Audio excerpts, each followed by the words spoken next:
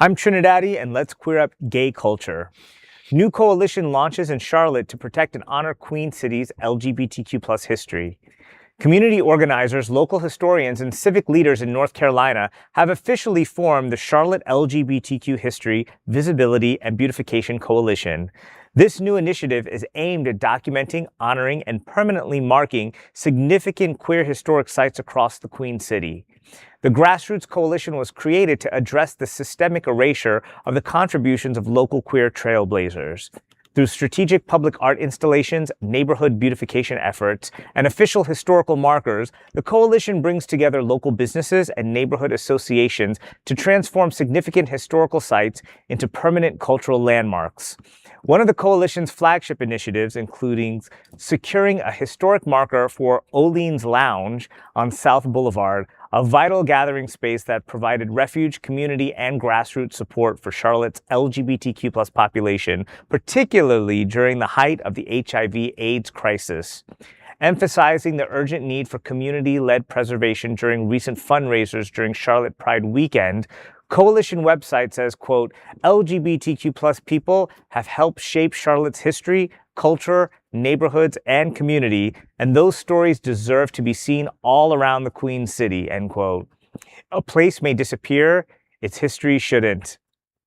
I think it's wonderful that the intention is to preserve the gay culture and the landmarks and everything.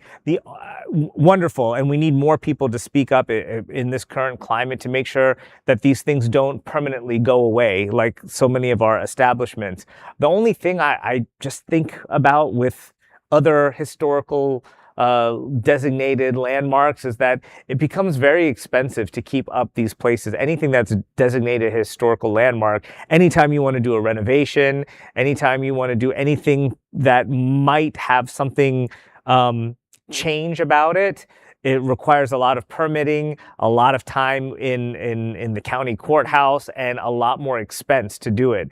And with a lot of gay clubs, sites, organizations closing down due to economy and expense, just to be careful about that and to make sure we support it so that these places don't end up not being fully funded the way that they need to be. Mm-hmm. Well, I love this story because I'm a historical buff guy. And so I really respond, when I walk the streets of New York and I see these plaques, I stop and I read them. Because it's like, I'm like, oh, so-and-so was born here, or this happened here, or this battle, Washington met his troops at this corner on this street in Lower Manhattan.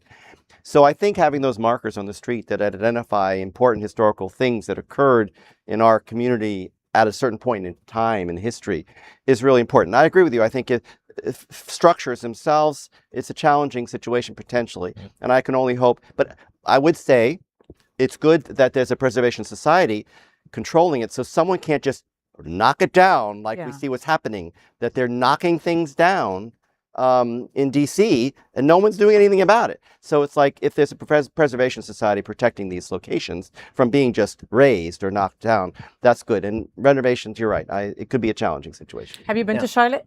Oh, yeah. Yeah, I love Charlotte. Yeah. I flew in there once. Oh, it's great hub, yeah. Of course, Charlotte is called the Queen City because it's named after Queen Charlotte of Mecklenburg-Strelitz. Okay, I thought it was for drag queens. Yeah, no, that's how we've taken it away. But it was named after her.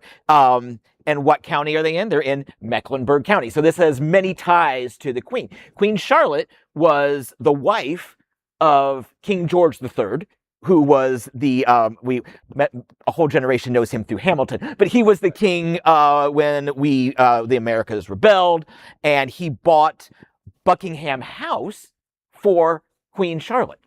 So in a way, our little Queen City has connections all the way to the palace where queens live now. So yay, I'm all in favor of this. Well, I love it. Well done. Thank you. I love it. Thank you for piecing all that together for us, John Hayden. And there is no other queer nonprofit media platform like this in the entire world. Support our LGBTQ stories by sharing them and subscribing to Queer News Tonight.